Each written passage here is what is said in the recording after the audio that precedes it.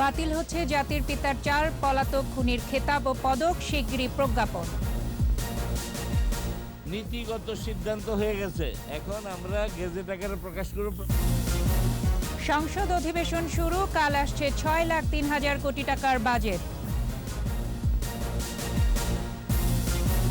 এক মাসে সর্বোচ্চ শনাক্ত 1,988, সপ্তাহখানেক পর ফাইজারের টিকা প্রদান, 7 জেলার বিভিন্ন স্থানে লকডাউন।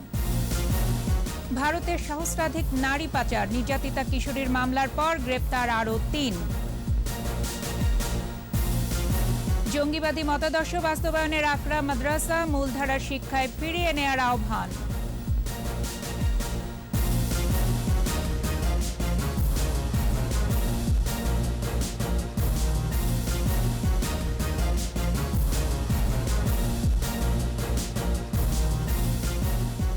শুনছিলেন প্রেস সিকিউরিটি ইসলামী ব্যাংক লিমিটেড সংবাদ শিরোনাম। সন্ধ্যা 7টার 21 সংবাদে প্রত্যেককে আমন্ত্রণ জানাচ্ছি আমি ফারজানা আখি। দর্শক, 21 টেলিভিশনের সংবাদ একই সাথে সরাসরি দেখতে পাবেন আমাদের ফেসবুক পেজ www.facebook.com/2124 অনলাইনে। এছাড়া সংবাদে আরও থাকছে: অবিকৃত থাকছে টিএসসির ঐতিহাসিক স্থাপনা, পরিবেশ বান্ধব নতুন নকশা প্রণয়নের পরই নির্মাণ শুরু।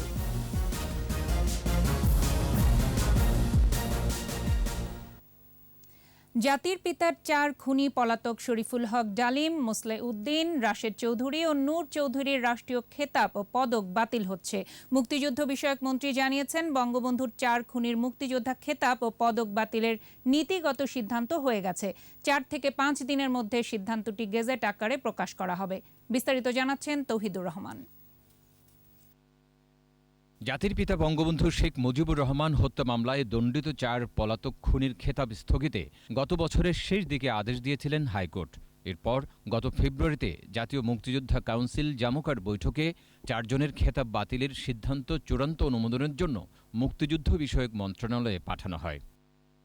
খুনিদের মধ্যে নূর চৌধুরী বীর বিক্রম, শরীফুল হক ডালিম বীর উত্তম, রাশেদ চৌধুরী বীর প্রতীক এবং মোসলেউদ্দিন খান বীর প্রতীক খেতাবধারী। সচিবালয়ে আইন শৃঙ্খলা সংক্রান্ত মন্ত্রিসভা কমিটির বৈঠকের আগে মুক্তিযুদ্ধ বিষয়ক মন্ত্রীর কাছে জাতির পিতার খুনিদের খেতাব বাতিল সম্পর্কে জানতে চান সাংবাদিকরা। নীতিগত সিদ্ধান্ত হয়ে গেছে, দ্রুতই গেজেট হবে বলেও জানান মন্ত্রী। এখন আমরা গেজেট আকারে প্রকাশ করব, প্রকাশ করলে আপনারা পাবেন। এর আগে দয়া করে আমি কোনো মন্তব্য করতেছি না, প্লিজ। এটা 2-4-5 দিন লাগতে। সংবিধান লঙ্ঘন, বঙ্গবন্ধুর আত্মস্বীকৃত খুনিদের দেশত্যাগে সহায়তা এবং তাদেরকে রাষ্ট্রীয় গুরুত্বপূর্ণ পদে বসানোয় সাবেক সামরিক শাসক জিয়াউর রহমানের বীর উত্তম খেতাব বাতিলের সিদ্ধান্ত নিয়েছিল জাতীয় মুক্তিযোদ্ধা কাউন্সিল জামুকার সভায়। তবে জিয়ার বিষয়ে মন্ত্রণালয়ের সিদ্ধান্ত সম্পর্কে কিছু বলেননি মুক্তিযুদ্ধ বিষয়ক মন্ত্রী। তৌহিদুর রহমান, 21 টেলিভিশন, ঢাকা। ফিলিস্তিনে ইসরায়েলি হামলার তীব্র নিন্দা জানিয়েছেন প্রধানমন্ত্রী শেখ হাসিনা। সংসদে বাজেট অধিবেশনের শুরুতে শোক প্রস্তাবের উপর আলোচনায় অংশ নিয়ে তিনি বলেন, এই হামলা অমানবিক। 96 সালে সরকার গঠন করার পর সেই ইন্ডেমনিটি অর্ডিন্যান্স বাতিল আমরা করি, আর সেই বিল উপস্থাপন করেছিল মতিন খসরু, এবং তার সেই আবেগভরা বক্তৃতা এখনও আমার কানে বাঁচে। আমি তার মাগফিরাত কামনা করি, তার ছেলে মেয়ে পরিবারের প্রতি আমার সমবেদনা জানাই। আসলামুল হক আমাদের একজন নিবেদিত প্রাণ কর্মী। প্যালেস্টাইনে যে ঘটনা ঘটেছে সে ঘটনা সত্যি অমানবিক। সেই ছোট্ট শিশুদের কান্না এবং তাদের সেই অসহায়তা, তা মাতৃপিতৃ হারা হয়ে ঘুরে বেড়ানো, এটা সহ্য করা যায় না।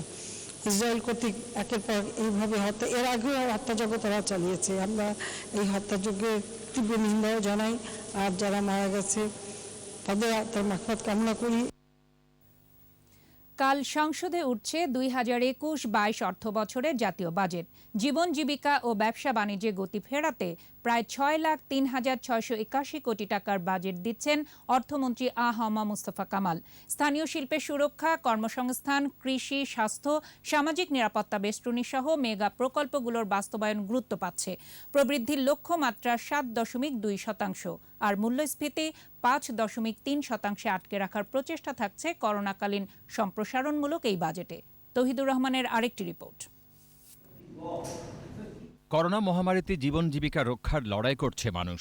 ব্যবসা বাণিজ্য সচল রাখতে মরিয়া উদ্যোক্তারা। স্বাস্থ্য, শিক্ষা, কর্মসংস্থান সহ প্রায় সব খাতে করোনার থাবা। এমন পরিস্থিতির মধ্যে 2021-22 অর্থবছরের বাজেট পেশ করছেন অর্থমন্ত্রী। এতে থাকছে করোনা মোকাবেলা করে উন্নয়ন অগ্রগতি এগিয়ে নেওয়ার প্রত্যয়। পিছিয়ে পড়া মানুষ, প্রান্তিক জনগোষ্ঠী তাদেরকে সাথে রেখেই আমরা এগিয়ে যেতে চাই। এবারের বাজেটের সম্ভাব্য আকার হতে পারে 6,03,621 কোটি টাকা, যা চলতি অর্থবছরের 5,68,000 কোটি টাকার বাজেটের চেয়ে বড়। বিদেশি অনুদান সহ বাজেটে রাজস্ব আয়ের লক্ষ্যমাত্রা ধরা হচ্ছে 3,92,490 কোটি টাকা, চলতি অর্থবছরের চেয়ে প্রায় 10,000 কোটি টাকা বেশি। এদিকে করোনার কারণে লক্ষ্যমাত্রা অর্জনে বড় চ্যালেঞ্জ থাকায় রাজস্ব আদায়ে এনবিআরের উপর বাড়তি বোঝা চাপাতে চাচ্ছেন না অর্থমন্ত্রী। তাই চলতি অর্থবছরের মতোই 3,30,000 কোটি টাকা আদায়ের লক্ষ্য পাচ্ছে সংস্থাটি। তারপরেও বাজেটে বড় আকারের ঘাটতি থাকছে। বিদেশি অনুদান হিসেবে না নিলে ঘাটতির আকার হতে পারে 2,14,681 কোটি টাকা, যা জিডিপির প্রায় 6.2%। এদিকে ঘাটতি পূরণে ঋণই হচ্ছে বড় উৎস। অভ্যন্তরীণ উৎস থেকে ঋণের লক্ষ্য 1,13,453 কোটি টাকা, আর বিদেশি উৎস থেকে আসবে প্রায় 97,738 কোটি টাকা। এছাড়া ব্যাংক ঋণের লক্ষ্যমাত্রা বাড়ার সাথে সঞ্চয়পত্র বিক্রিও বাড়াতে চান অর্থমন্ত্রী। এ খাত থেকে নেওয়া হতে পারে 32,000 কোটি টাকা। করোনা মোকাবেলায় ভর্তুকি, প্রণোদনা ও সামাজিক নিরাপত্তা বেষ্টনীতে রাজস্ব ব্যয় বৃদ্ধির চাপ থাকলেও যথাসময়ে চলমান প্রকল্প শেষ করতে চায় সরকার। তাই এবারের বার্ষিক উন্নয়ন কর্মসূচির আকার বেড়ে দাঁড়িয়েছে 2,25,124 কোটি টাকা। সর্বোচ্চ 61,631 কোটি টাকা বরাদ্দ পাচ্ছে পরিবহন ও সড়ক যোগাযোগ খাত। গুরুত্ব পাচ্ছে মেগা প্রকল্পগুলো। নতুন বাজেটে প্রবৃদ্ধির লক্ষ্য 7.2%, আর মূল্যস্ফীতি 5.3%-এর মধ্যেই আটকে রাখার চেষ্টা থাকবে। এদিকে বাজেটের অনুন্নয়ন ব্যয় বাড়ছে। এ খাতে ব্যয় হতে পারে 3,77,756 কোটি টাকা। 2021-22 অর্থবছরের বাজেটে শুধুমাত্র ভর্তুকি ও প্রণোদনা মিলে প্রায় 48,500 কোটি টাকা বরাদ্দ রাখা হচ্ছে। কৃষি ও বিদ্যুৎ খাত পাচ্ছে সর্বোচ্চ ভর্তুকি। অর্থমন্ত্রী জানালেন, সবার জন্য একটি সময়োপযোগী বাজেট দিতে চান তিনি। করোনা মহামারীর এই পরিস্থিতিতে জীবন জীবিকা ও ব্যবসা রক্ষার সর্বোচ্চ গুরুত্ব পাচ্ছে 2021-22 অর্থবছরের বাজেটে। শিক্ষা ও স্বাস্থ্যের উন্নয়নের পাশাপাশি করোনায় হারিয়ে যাওয়া অর্থনীতি পুনরুদ্ধারে প্রাধান্য পাবে এবারের বাজেটে। তাই তো অর্থমন্ত্রী আহম মোস্তফা কামাল বিদেশি বিনিয়োগ আকৃষ্টের পাশাপাশি দেশীয় শিল্প বিকাশেও প্রাধান্য দিচ্ছেন। তৌহিদুর রহমান, 21 টেলিভিশন, জাতীয় সংসদ প্রাঙ্গণ, ঢাকা। প্রধানমন্ত্রী শেখ হাসিনার সাথে সৌজন্য সাক্ষাৎ করেছেন জাতিসংঘের বিশ্ব জলবায়ু সম্মেলন COP26 সভাপতি ও ব্রিটিশ এমপি অলোক শর্মা। গণভবনে বৈঠকে জলবায়ু পরিবর্তন পরিস্থিতি, বৈশ্বিক বিরূপ প্রভাব এবং জলবায়ু তহবিল ও করোনা মহামারী সহ বিভিন্ন ইস্যুতে আলোচনা হয়। প্রধানমন্ত্রী বলেন, বাংলাদেশ আশা করে যুক্তরাজ্য জলবায়ু পরিবর্তনের ঝুঁকিতে থাকা দেশগুলোর স্বার্থ ও অগ্রাধিকারের বিষয়গুলো আন্তর্জাতিক ফোরামগুলোতে গুরুত্বের সঙ্গে তুলে ধরবে। শেখ হাসিনার নেতৃত্বে বাংলাদেশ বৈশ্বিক জলবায়ু পরিবর্তনের বিরূপ প্রভাব মোকাবেলায় গুরুত্বপূর্ণ ভূমিকা পালন করবে বলে আশা প্রকাশ করেন অলোক শর্মা। এ সময় আগামী নভেম্বরে প্রধানমন্ত্রী শেখ হাসিনাকে যুক্তরাজ্যে পরবর্তী COP26 সম্মেলনে যোগ দেওয়ার আমন্ত্রণ জানান তিনি।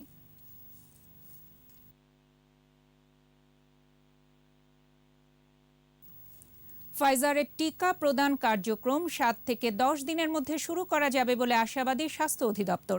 নিবন্ধন করে যারা টিকা পাননি তাদের ফাইজারের টিকা দেয়া হবে। এদিকে কোভিড-19-এ 24 ঘন্টায় মৃত্যু কমলেও শনাক্ত বেড়েছে। শনাক্ত হয়েছে 1,988 জন ও মারা গেছে 34 জন। দৈনিক সংক্রমণ হার বেড়ে 9.81%। বিস্তারিত জানাচ্ছেন স্মৃতি মণ্ডল। কোভ্যাক্স থেকে পাওয়া ফাইজারের 1,620 ডোজ টিকা আসে 31 মে। নির্দিষ্ট তাপমাত্রায় টিকা সংরক্ষণ করা হয় তেজগাঁও ইপিআইয়ের হিমাগারে। ফাইজারের টিকা -90 ডিগ্রি সেলসিয়াস তাপমাত্রায় সংরক্ষণ করতে হয়। এটিকে সক্রিয় টিকায় রূপান্তর করতে একটি ডাইলুয়েন্টের প্রয়োজন হয়। ডাইলুয়েন্ট আনা হচ্ছে কোভ্যাক্স থেকে। এটি আসলে 7 থেকে 10 দিনের মধ্যে টিকা কার্যক্রম শুরু হবে।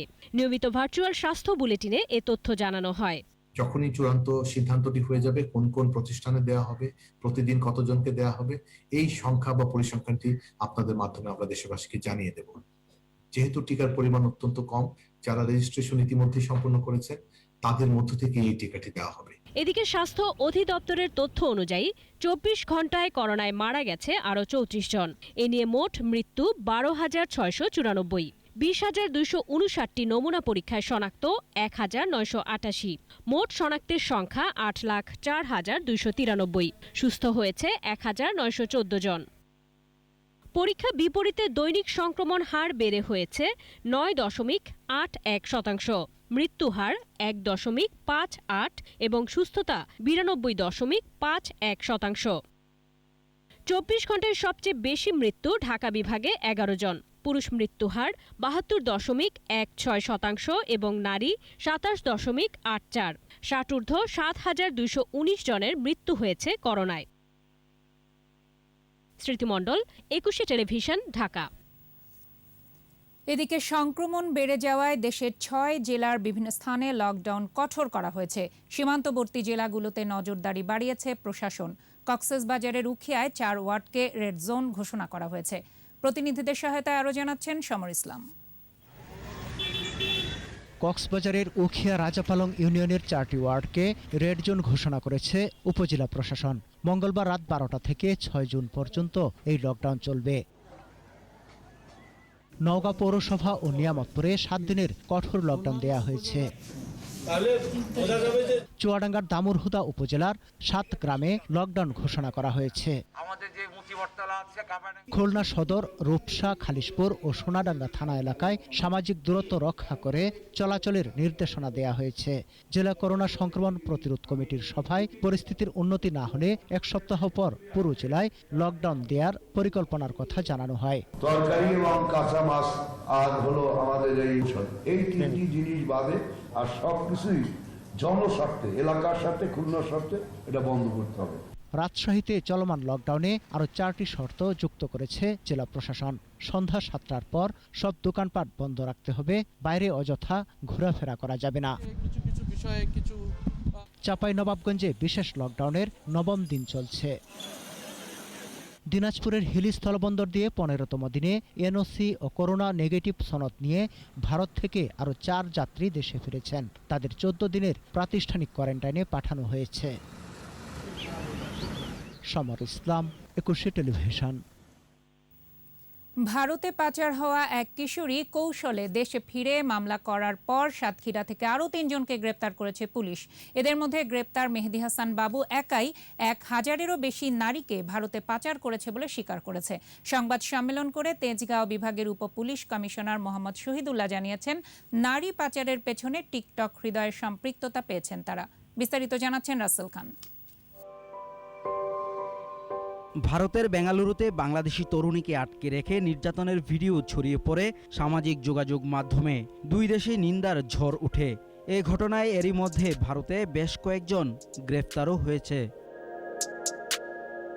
নির্যাতনের শিকার বাংলাদেশি এক তরুণী কৌশলে পালিয়ে এসে হাতিরঝিল থানায় মামলা করে। সংবাদ সম্মেলন করে পুলিশ জানায়, মামলার এজাহারভুক্ত ১২ আসামির মধ্যে ৫ জনের অবস্থান বাংলাদেশে। তাদের ৩ জনেই গ্রেফতার হয়েছে সাতক্ষীরা থেকে।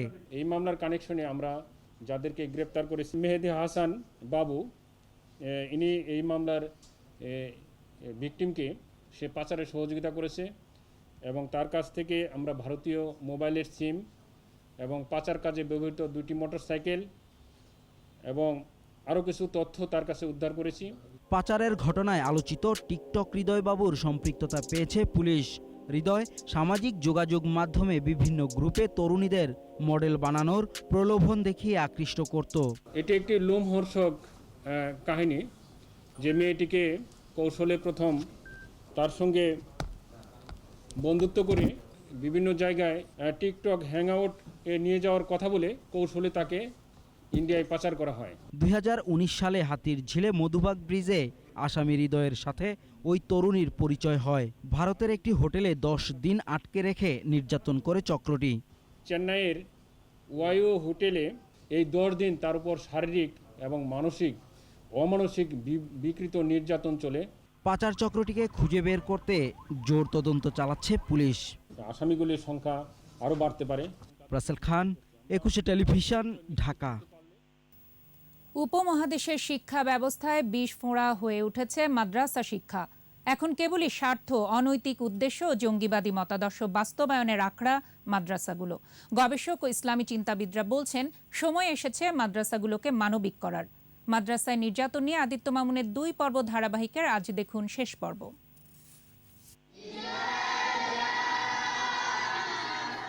এমন কোমলমতি শিশুদের মোলায়েম সুরের মূর্ছনায় শুরু হয় মাদ্রাসার সকাল, অথচ এই চিত্রের আড়ালে রয়েছে দুঃসহ যন্ত্রণার অব্যক্ত হাজারো কথা। ছোট্ট বুকে বড় বড় ক্ষত নিয়েই বেড়ে উঠছে এই শিশুরা। একটা জিনিস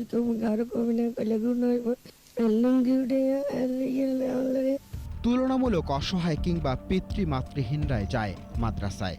কখনো কখনো অভিভাবকরাও পরকালে পূর্ণের আশায় মাদ্রাসায় পাঠান আদরের সন্তানদের, কিন্তু তারা জানেন না যাদের হাতে তুলে দিচ্ছেন প্রিয় সন্তানকে, সেখানে হর রোজ বিকৃত যৌনাচারের শিকার হচ্ছে শিশুরা। বেশিরভাগ সময় যাদের বাবা মা আছেও তাদের মধ্যে হয় কি যে ধর্মীয় গুরু একটা কাজ করেছেন, আচ্ছা ঠিক আছে এটা নিয়ে কথা বললে হয়তো ইসলামের বদনাম হবে, অতএব এটাকে চেপে যাই। ফতোয়া, ভয়, লোভ, হুমকি, এমনকি নিত্য নিপীড়ন চালিয়ে মাদ্রাসার শিক্ষকরা ছাত্রদের বাধ্য করে বিকৃত যৌনাচারে। ইসলাম কখনো এসব হীনকর্ম সমর্থন করে না বলে জানান এই চিন্তাবিদ। এটা সম্পূর্ণভাবে নাজায়েজ। শিক্ষকের কাছে নিরাপদ থাকবে তার ছাত্র। ইসলামের নামে কোরআন হাদিসের অবমাননা করে যারা এসব করছে তাদের বয়কটের আহ্বানও তার।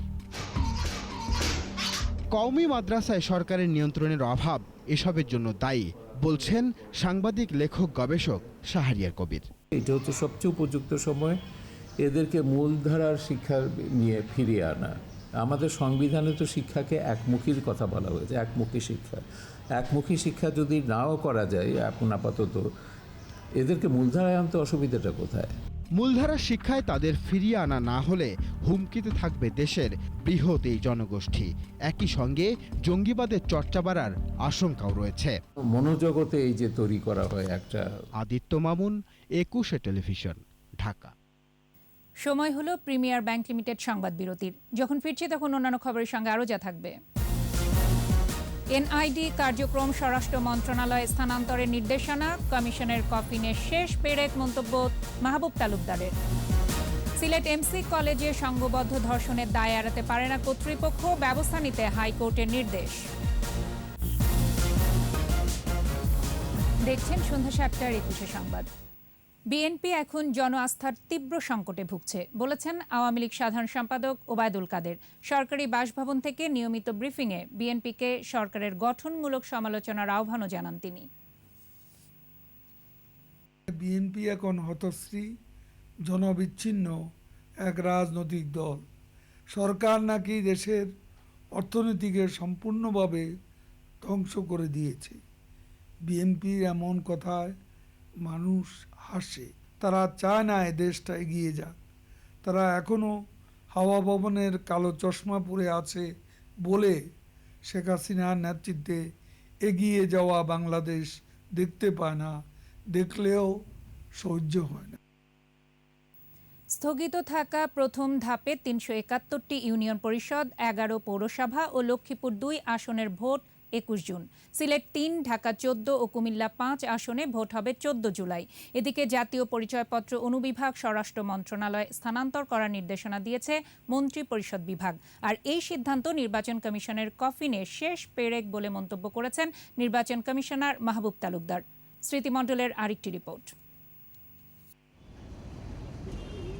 রাজধানীর আগারগাঁও নির্বাচন কমিশন সচিবালয়ে প্রধান নির্বাচন কমিশনার KM নুরুল হুদার সভাপতিত্বে 81তম কমিশন সভা। পরে সভার সিদ্ধান্ত জানান কমিশন সচিব হুমায়ুন কবির। স্থগিত থাকা প্রথম ধাপের 371টি ইউনিয়ন পরিষদ, 11টি পৌরসভা ও লক্ষ্মীপুর 2 আসনের ভোট হবে 21 জুন। আর 14 জুলাই সিলেট 3, ঢাকা 14 ও কুমিল্লা 5 আসনে ভোট হবে। সিলেট 3, ঢাকা 14 এবং কুমিল্লা 5 শূন্য আসনের যে উপনির্বাচন, মনোনয়নপত্র দাখিলের শেষ তারিখ 15 জুন 2021, মনোনয়নপত্র বাছাইয়ের তারিখ 17 জুন, প্রার্থিতা প্রত্যাহারের শেষ তারিখ 23 জুন 2021, প্রতীক বরাদ্দ হবে 24 জুন 2021 এবং ভোট গ্রহণ হবে 14 জুলাই। নির্বাচন করার বিষয়ে স্বাস্থ্য মন্ত্রণালয়ের পরামর্শ নেওয়া হয়েছে কিনা এ প্রশ্নের জবাব এড়িয়ে ইসি সচিব জানান, স্বাস্থ্যবিধি মেনে প্রচার প্রচারণা ও ভোটের বিষয়ে ইসি থেকে নির্দেশনা দেয়া হবে। এদিকে জাতীয় পরিচয়পত্র অনুবিভাগ স্বরাষ্ট্র মন্ত্রণালয়ে স্থানান্তরে নির্দেশনা দিয়েছে মন্ত্রিপরিষদ বিভাগ। আইন শৃঙ্খলা সংক্রান্ত মন্ত্রিসভা কমিটির সভা শেষে মুক্তিযুদ্ধ বিষয়ক মন্ত্রী জানান, এ বিষয়ে কাজ শুরু হয়েছে। সময় মতো কোন রকম ভুল ভ্রান্তি থাকলে এটার আইনানুগ প্রতিকার পায়, এটা পড়ে না থাকে একপাশে নিষ্পত্তি। আর ইলেকশন কমিশনের সেই ক্যাপাসিটি নাই, কারণ তার যে ক্যাপাসিটি সেটা একটা ভোটার লিস্ট তৈরি করার মতো ক্যাপাসিটি। তবে এই সিদ্ধান্তের সাথে একমত নন নির্বাচন কমিশনার মাহবুব তালুকদার। জাতীয় পরিচয়পত্র বা এনআইডি অনুবিভাগ জনবল সহ স্বরাষ্ট্র মন্ত্রণালয়ে স্থানান্তরের জন্য মন্ত্রিপরিষদ বিভাগ যে নির্দেশ জারি করেছে তা হচ্ছে নির্বাচনের কফিনে সর্বশেষ পেরেক। এটি সংবিধানের 119 ধারার পরিপন্থী। সিদ্ধান্তটি নির্বাচন কমিশনের প্রতি অবজ্ঞা বলেও মন্তব্য করেন এই নির্বাচন কমিশনার। স্মৃতিমণ্ডল, একুশে টেলিভিশন, ঢাকা। সিলেটের এমসি কলেজ ছাত্রাবাসে নববধূকে সংঘবদ্ধ ধর্ষণের ঘটনায় অবহেলার কারণে কলেজের অধ্যক্ষ সালে আহমেদ ও হোস্টেল সুপার জীবন কৃষ্ণ আচার্যের বিরুদ্ধে বিভাগীয় ব্যবস্থা নিতে নির্দেশ দিয়েছেন হাইকোর্ট। এ ঘটনার পেছনে হোস্টেল সুপার ও প্রহরীদের দায়িত্বে অবহেলা ছিল বলে রায়ে বলা হয়। বিচারপতি মোহাম্মদ মুজিবুর রহমান মিয়া ও বিচারপতি মোহাম্মদ কামরুল হোসেন মোল্লার বেঞ্চ এ রায় দেন। বিস্তারিত জানাচ্ছেন শাকের আরজু। গত বছরের 25 সেপ্টেম্বর সিলেট নগরের টিলানগর এলাকা থেকে স্বামীসহ গৃহবধূকে তুলে নিয়ে এমসি কলেজ ছাত্রাবাসে দলবদ্ধ ধর্ষণ করা হয়। বন্ধ শিক্ষা প্রতিষ্ঠানের ছাত্রাবাস দখল করে সংঘটিত এমন ঘটনায় দেশজুড়ে প্রতিবাদের ঝড় ওঠে। পরে একে একে আসামিরা গ্রেফতার হন। ঘটনার পর বিভিন্ন গণমাধ্যমে প্রকাশিত খবর গত সেপ্টেম্বরে আদালতে নজরে আনেন সুপ্রিম কোর্টের এক আইনজীবী। শুনানি শেষে গত 29 সেপ্টেম্বর স্বপ্রণোদিত রুলসহ আদেশ দেন কোর্ট। কর্তৃপক্ষের অবহেলা নিরূপণে 4 সদস্যের কমিটি গঠন করে দেয়া হয়। 20 অক্টোবর ওই কমিটি আদালতে প্রতিবেদন জমা দেয়। 11 মার্চ শুনানি শেষে আদালত বিষয়টি রায়ের জন্য অপেক্ষমান রাখেন। বুধবার রুল আংশিক মঞ্জুর করে ওই নির্দেশনা সহ রায় দেয়া হয়। রায় পাওয়ার 7 দিনের মধ্যে ওই দুজনের বিরুদ্ধে বিভাগীয় ব্যবস্থা নেওয়ার নির্দেশ দেওয়া হয়েছে। ঘটনার আগে এবং ঘটনার পরেও ওদের দায়িত্ব অবহেলা হয়েছে বলে যেটা রিপোর্ট এসছে করে জাতীয় বিশ্ববিদ্যালয়ের ভাইস চ্যান্সেলর জাতীয় বিশ্ববিদ্যালয়ের রেজিস্ট্রারকে অবিলম্বে তাদের বিরুদ্ধে বিভাগীয় ব্যবস্থা গ্রহণ করতে এবং তারা স্ব যে দায়িত্বে আছেন সেই দায়িত্বতে তাদেরকে অবিলম্বে বরখাস্ত করার জন্য নির্দেশনা প্রদান করেছেন। আইন সচিব জাতীয় বিশ্ববিদ্যালয়ের উপাচার্য ও রেজিস্ট্রারের প্রতি এই নির্দেশ দেয়া হয়। রায়ে বলা হয়, প্রতিষ্ঠানের প্রধান হিসেবে ওই কলেজের অধ্যক্ষ ও কোনোভাবে ওই ঘটনার দায় এড়াতে পারেন না। তার হিউম্যান ডিগনিটি এগুলোর উপর যে একটা এটার ইম্প্যাক্ট পড়ে সেটাকেও কোর্ট করেছে এবং কোর্ট বলেছে যে এ ধরনের অপরাধ অবশ্যই গ্রহণযোগ্য নয়। এই ধর্ষণের কর্মকাণ্ড থেকে বিরত রাখতে কলেজের হোস্টেলে যারা অবস্থান করছিলেন সেই জন্য তাদের যে ব্যর্থতা এইটা রিপোর্টের মধ্যে উঠে এসেছিল এবং হাইকোর্টে এই ব্যর্থতার জন্য তাদেরকে দায়ী করেছেন। বিভাগীয় ব্যবস্থা নেওয়ার ক্ষেত্রে বরখাস্ত বা আইন অনুযায়ী যা প্রযোজ্য তাই ব্যবস্থা নিতে হাইকোর্ট নির্দেশ দিয়েছেন। সেই সমস্ত দায়িত্ব পালন করতে ব্যর্থ হন। শাকের আরজু, একুশে টেলিভিশন, ঢাকা। টেকনাফের রোহিঙ্গা ক্যাম্পের চেয়ে ভাসানচরের প্রকল্পটি বেশি ভালো বলেই মনে করে জাতিসংঘের শরণার্থী বিষয়ক সংস্থা UNHCR। ঢাকায় পররাষ্ট্রমন্ত্রীর সঙ্গে আলোচনার পর সংস্থাটির প্রতিনিধি জানান, রোহিঙ্গাদের মর্যাদার সঙ্গে বসবাস নিশ্চিত করতে জাতিসংঘ ও আন্তর্জাতিক সম্প্রদায়ের উচিত বাংলাদেশকে সহায়তা করা। আর রোহিঙ্গাদের ফিরিয়ে নিতে মিয়ানমারের জান্তা সরকারকে চাপ দিতে জাতিসংঘের প্রতি আহ্বান জানান পররাষ্ট্রমন্ত্রী। বিস্তারিত জানাচ্ছেন রিয়াজ সুমন। বাংলাদেশে সফররত জাতিসংঘের শরণার্থী বিষয়ক সংস্থার পরিচালনা বিষয়ক সহকারী হাই কমিশনার রাউফ মাজাও এবং সুরক্ষা বিষয়ক সহকারী হাই কমিশনার গিলিয়ন ট্রিক্স এরই মধ্যে ভাসানচর ঘুরে এসেছেন। সফরের শেষ দিনে রাষ্ট্রীয় অতিথি ভবন পদ্মায় পররাষ্ট্রমন্ত্রী ডক্টর একে আব্দুল মোমিনের সাথে বৈঠক করে প্রতিনিধি দলটি। আলোচনা শেষে যৌথ ব্রিফিংয়ে তারা বলেন, বসবাসের জন্য টেকনাফের চেয়ে ভাসানচর বেশি ভালো। This is the biggest refugee camp in the world. They will be able to go back to their places of origin. This is the ultimate goal for people who are forced away from their home. ভাষান্তর প্রকল্পে বিনিয়োগ করায় বাংলাদেশ সরকারের প্রশংসা করেন তারা। We fully support the government and your Honourable Prime Minister and the Minister's policy that the people of Rohingya want to go home and they should go home to what they call their mother country. রোহিঙ্গাদের ফিরিয়ে নিতে মিয়ানমারের সামরিক সরকারের উপর চাপ বাড়াতে জাতিসংঘের প্রতি আহ্বান জানান পররাষ্ট্রমন্ত্রী। আর বললাম যে মিলিটারি গভর্নমেন্ট আসছে, এই সময় একটা সুযোগ হয়েছে, কারণ মিলিটারি গভর্নমেন্ট শুনবে। আপনারা অধিকতর ওদের চাপ দেন আর ওখানে নিয়ে যান ওদের, দেখেন এই সময় মিলিটারি গভর্নমেন্ট শুনবে এবং হয়তো ওরা যাওয়ার একটা পথ হবে। এদিকে বিকেলে রাজধানীর ফরেন সার্ভিস একাডেমিতে COP26-এর প্রেসিডেন্ট অলোক শর্মার সাথে বৈঠক করেন পররাষ্ট্রমন্ত্রী। আলোচনায় জলবায়ু মোকাবেলায় যুক্তরাজ্যের সহায়তা চান তিনি। রিয়াদ সুমন, একুশে টেলিভিশন, ঢাকা। দ্রুততম সময়ে বাউনিয়া খাল 60 ফিট চওড়া করা হবে জানিয়েছেন উত্তর সিটির মেয়র আতিকুল ইসলাম। আর আগামী 2 মাসের মধ্যে টাস্ক ফোর্সের মাধ্যমে নগরী জলাবদ্ধতা নিরসনের কাজ শুরু করার কথা জানান দক্ষিণের মেয়র শেখ ফজলে নূর তাপস। মাহমুদ হাসানের রিপোর্ট। বাউনিয়া খাল এলাকা পরিদর্শন করেন উত্তর সিটির মেয়র আতিকুল ইসলাম। মিরপুর 13 নম্বরে ভাষানটেক পুনর্বাসনের পিছনে খালের উপর অবৈধ স্থাপনা দেখে ক্ষোভ প্রকাশ করেন তিনি। অবৈধ স্থাপনা তাৎক্ষণিকভাবে ভেঙে ফেলার নির্দেশ দেন। এরপর চলে উচ্ছেদ অভিযান। খালগুলো দখলের কারণে বর্ষা মৌসুমে জলজট হচ্ছে বলে মন্তব্য করেন তিনি। এই জায়গাটা বলা হয়েছে ভূমি মন্ত্রণালয় এবং ভূমি মন্ত্রণালয় এটি কন্ট্রাক্টরকে দেওয়া হয়েছে এটিকে কাজ করার জন্য।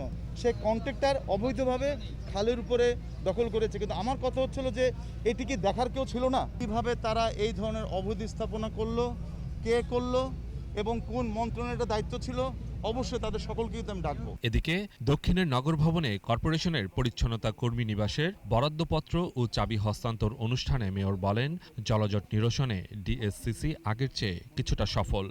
যদি ভারী বৃষ্টি হয় তাহলে 2 ঘন্টার মধ্যে, এবং যদি মাঝারি ভারী বৃষ্টি হয় তাহলে 1 ঘন্টার মধ্যেই যেন নিষ্কাশন হয়, সেভাবে আমরা আমাদের শ্রেণীভুক্ত করে আমাদের কর্মপরিকল্পনা নির্ণয় করছি।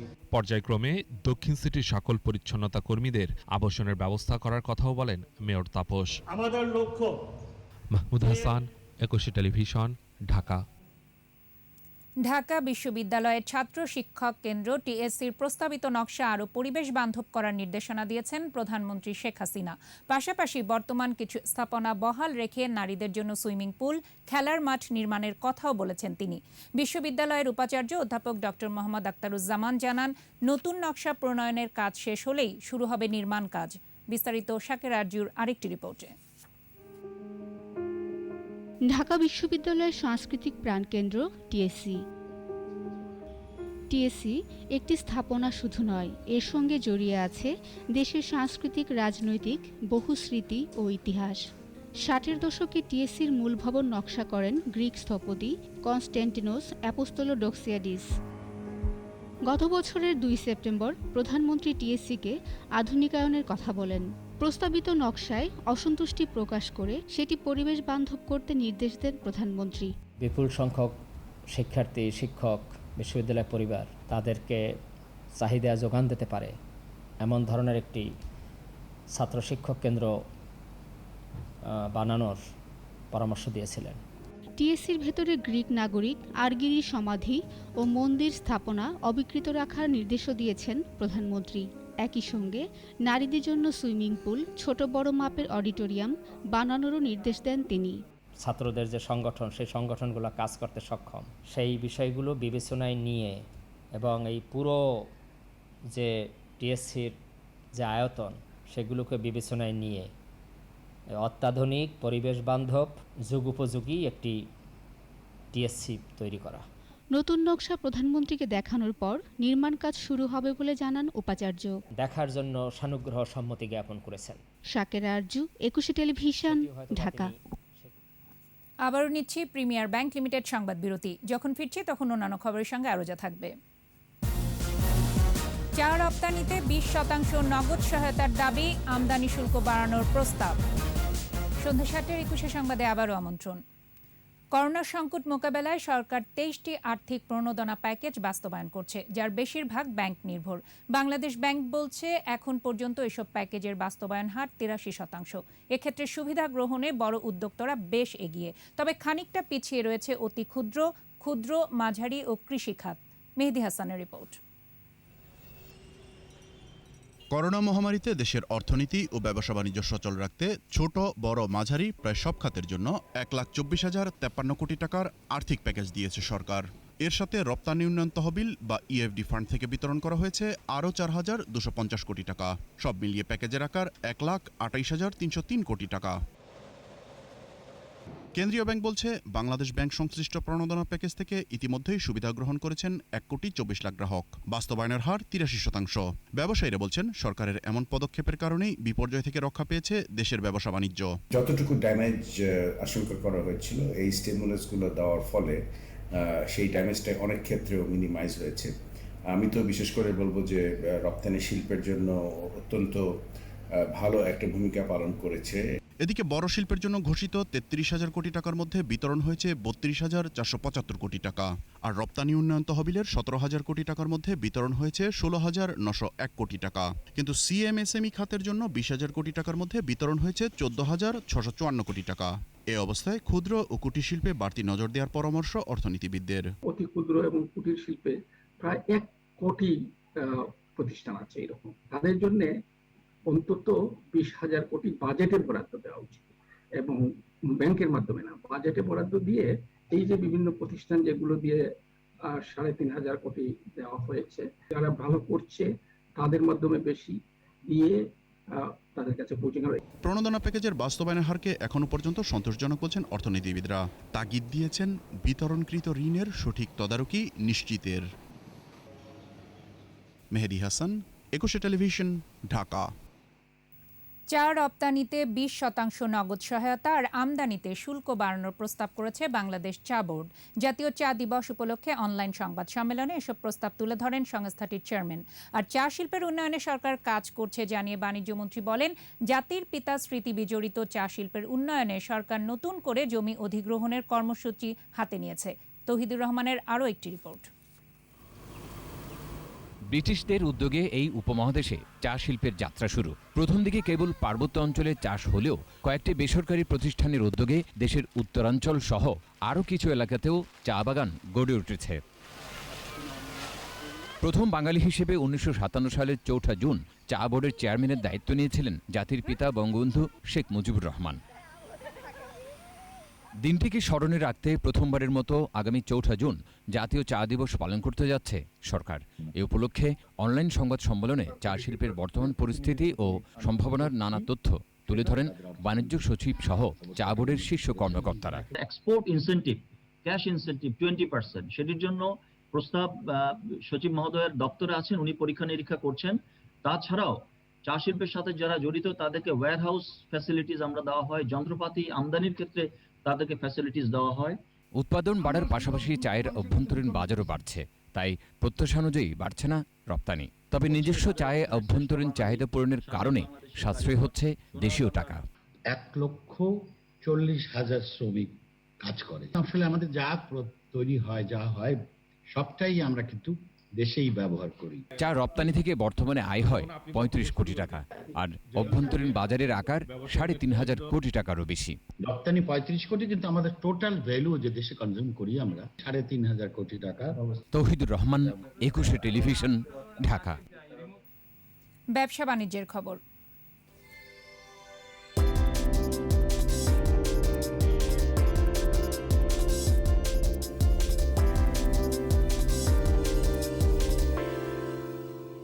দিনাজপুরের হিলিতে আমদানি করা দেশীয় পেঁয়াজের দাম বেড়েছে কেজিতে 7 থেকে 10 টাকা। 3 দিন আগেও প্রতি কেজি ভারতীয় পেঁয়াজ 38 টাকা দরে বিক্রি হলেও এখন বিক্রি হচ্ছে 45 টাকায়, আর দেশীয় পেঁয়াজ বিক্রি হচ্ছে 52 থেকে 55 টাকা। ব্যবসায়ীরা বলছেন, আইপি শেষ হওয়ায় গত 1 মাসের বেশি সময় ধরে হিলি স্থলবন্দর দিয়ে ভারত থেকে পেঁয়াজ আমদানি বন্ধ রয়েছে। এতে বাজারের সরবরাহ কমে গেছে।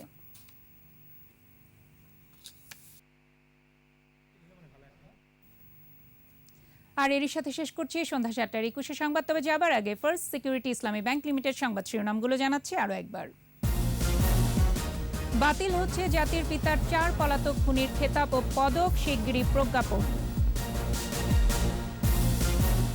সংসদ অধিবেশন শুরু, কাল আসছে 6,03,000 কোটি টাকার বাজেট। এক মাসে সর্বোচ্চ শনাক্ত 1,988, সপ্তাহখানেক পর ফাইজারের টিকা প্রদান, 7 জেলার বিভিন্ন স্থানে লকডাউন। ভারতের সহস্রাধিক নারী পাচার, নির্যাতিতা কিশোরীর মামলার পর গ্রেপ্তার আরও 3। এবং জঙ্গিবাদী মতাদর্শ বাস্তবায়নের আকড়া মাদ্রাসা, মূলধারার শিক্ষায় ফিরিয়ে নেওয়ার আহ্বান।